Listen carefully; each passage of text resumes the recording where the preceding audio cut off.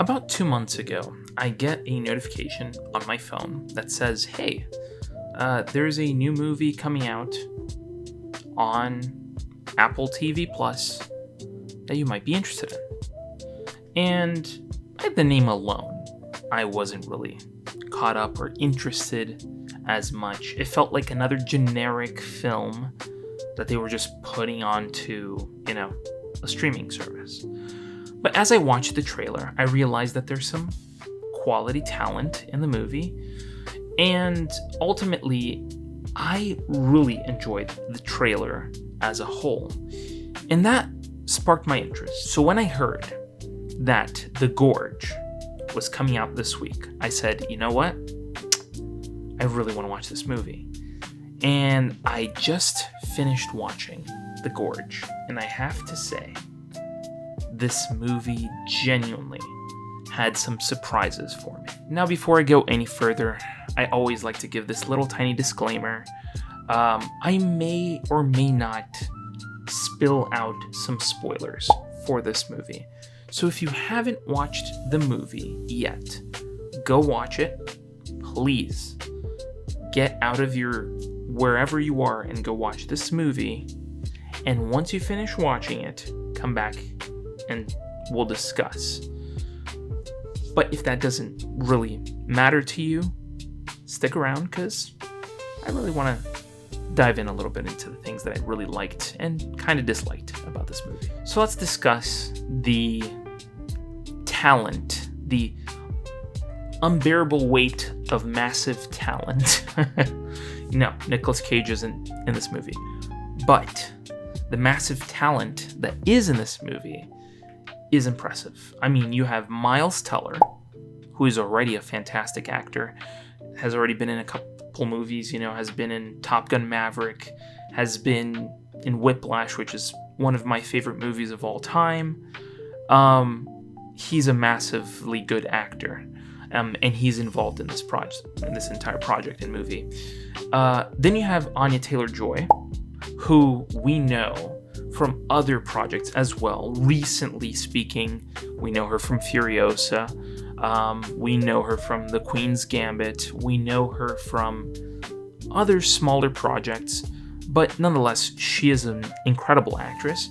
And then, the most oddball person that you can think of to show up in this movie, Sigourney Weaver, who probably has a handful of lines in this entire movie. I mean, she probably pops up maybe 3 or 4 times throughout the entire movie.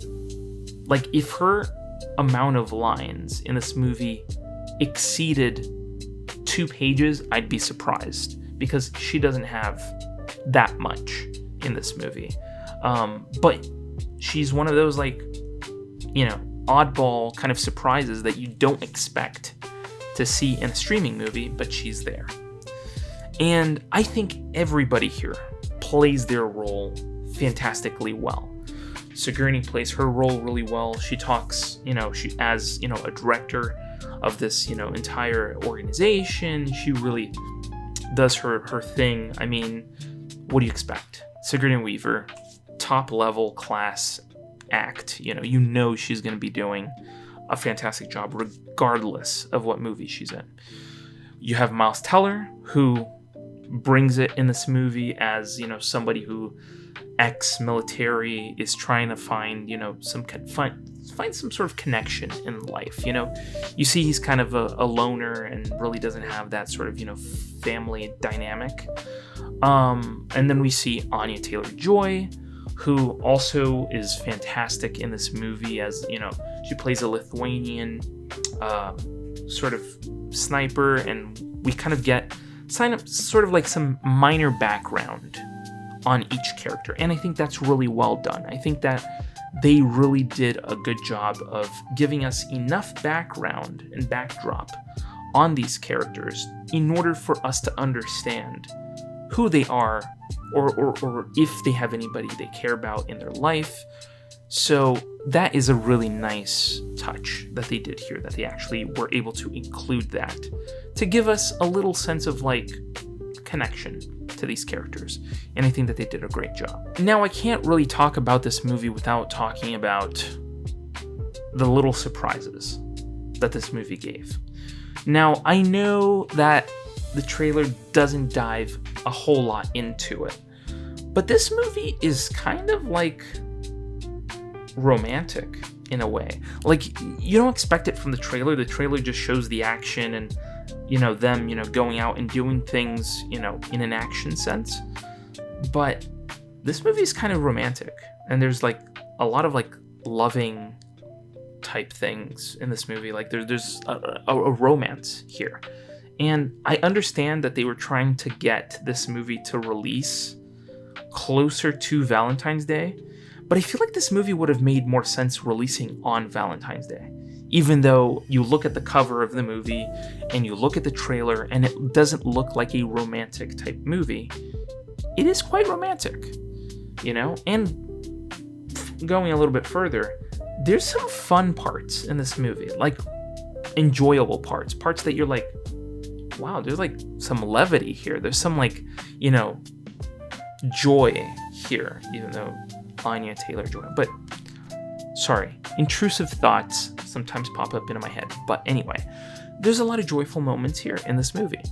And I really enjoy that. I really think that you can find some balance in the darkness of the subject matter, and also at the same time find some joy in there as well. So I think that they balanced that really well in this movie. And, if this movie was somber from beginning to end, I don't know, maybe I wouldn't have liked the movie as much, but I think that they actually did quite a good job of balancing the two.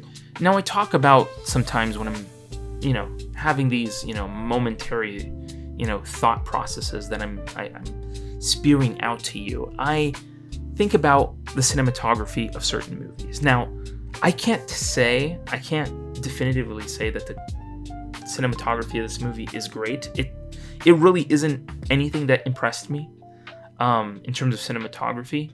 And I would also extend that to, the fact that there are moments where you can kind of tell that they are on a, blue screen, background. You can tell that they're definitely not in a volume. Now, if you've ever watched any movies with a volume, you already can tell that everything just fits and it's natural, and the lighting just kind of, counteracts really well. In this case, there are a few shots that you can tell that were on a blue screen background. So, as a quick sort of thing, like while you're watching, you're going to probably notice some shots that were clearly done on a blue screen background and could have used the volume in this case, which would have made a big difference. But all in all, cinematography-wise and visual-wise, just on those two key things, I didn't really enjoy.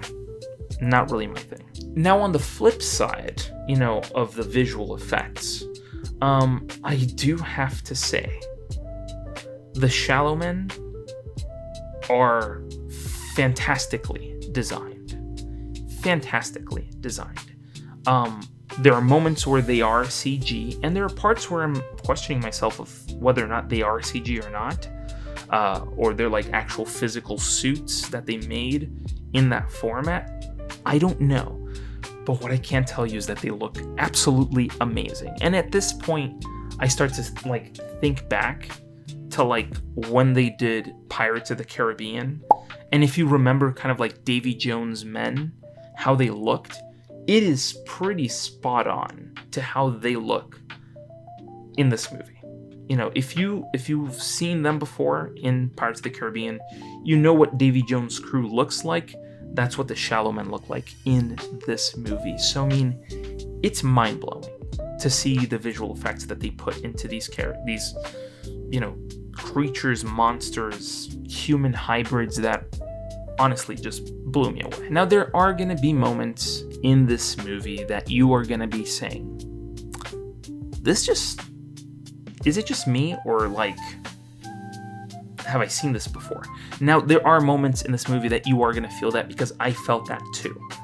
And there's a lot of different moments, a lot of different other properties that I feel like drew pieces from, like this movie drew pieces from other properties.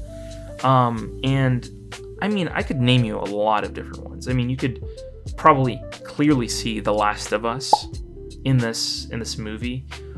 You could clearly see sort of like the back half, or like the last chapter of like Uncharted, Drake's Fortune. There's a moment in there where I'm like, okay, this feels like one of the last two chapters of Uncharted, Drake's Fortune, when they're like in that, old facility and there's these monsters, and then later you find out that it's, the Spaniards. That sort of feeling clearly felt here. Like there's a moment in this movie that I could put side by side with, Uncharted, and it will look the same. Other moments as well, them ascending the cliff sort of reminds me of Uncharted 2, the train sequence, that kind of reminds me of it. Also, another game that this movie clearly was probably drawing from is Doom. Believe it or not, there are moments in this movie where I was like, this kind of feels like Doom. Really, really like well thought out. The fight choreography, the sound of the creatures really hits home if you've ever played Doom.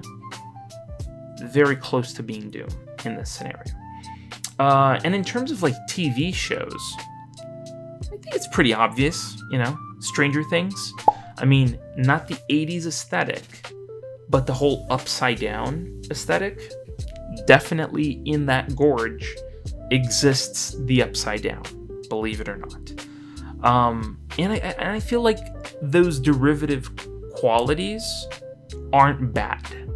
They make this movie a really interesting mod podge of different properties into one movie, which actually ended up being really enjoyable. I never really expect much from a streaming movie, but being that I watched the trailer and it actually, gave me some want to see this movie, I said, you know what? Maybe it isn't all that bad. And honestly, it surpassed my expectations. And I think it also ended on a really light note. I mean, they build such a well-structured relationship. Even though we see them in seasons, we see them like, month by month, how they are actually building this relationship. It's really well thought out. I mean, there are other movies that we've seen relationships in this way play out. I can't really think of them at the top of my head right now, but there are instances where you see this relationship flourishing. And really, it drives a lot of its characteristics from other films and TV shows and games. So I think it did a great job. I think it really nailed home a lot of different subject matter, which I personally enjoy. I love seeing this romance play out in this sort of like almost apocalyptic scenario, even though it's not the entire world. It's this like one strip of Gorge. It is really interesting, and I think it was a really ballsy move to not have one of them die. I feel like the movie kind of sets up something like, oh, she more than likely is infected, or she's probably gonna end up dying or something, and you never really see how they're gonna meet each other at the end, but you kind of have hope that they will, and ultimately they do.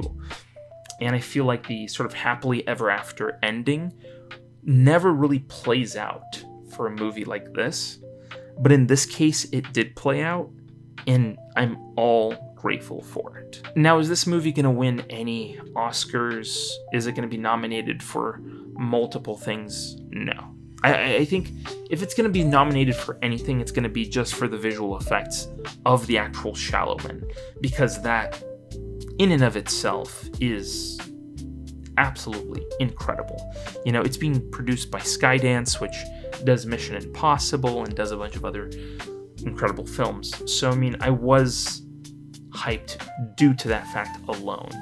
But I don't think it's going to win any, like, massive awards. I don't think it's going to, you know, be critically acclaimed in anything. But it definitely is a movie that you can pick up, watch, and enjoy. And I feel like that is becoming increasingly rare. You know, if you pick a movie from a couple of years ago, it could be a pretty bad movie for the standards of back then. But nowadays, you could go back and rewatch it and be like, okay, this is actually a pretty good movie. So I like movies like this, like good one-off films that really do have like a nice story structure. There's no convoluted backstories, there's no complicated, you know, moments, nothing. It's just really nice, straightforward. There's good action, great visual effects, a good chemistry between the two main leads. Great. Just a good movie. Just a good movie to sit back and watch, you know. Not going to win any awards, but it's a good movie. Now, I may think that this is a great movie, but I want to hear from you. What do you guys think? Have you seen The Gorge? Have you not seen The Gorge? Are you going to see The Gorge? Are you going to subscribe to Apple TV Plus to see this so that you can actually feel this moment of, you know, excitement for this movie, you know, kind of jump on the bandwagon of seeing The Gorge? Tell me down below. I want to know. I mean, it's one of those one-off films which will definitely draw discussion, and I think that alone is why you guys are here. So I want to discuss it with you. Go down in the comments, tell me what you think of this movie, and let's discuss, because this is actually something that I actually enjoyed seeing. But if you haven't already, hit the subscribe button and hit the bell to be notified when new videos go live on this channel. And thank you so much for watching this video, and I'll see you in the next video. Scrolling through YouTube, same old routine, then bam, movie savant, what a scene. Trivia bombshells dropping knowledge like rain.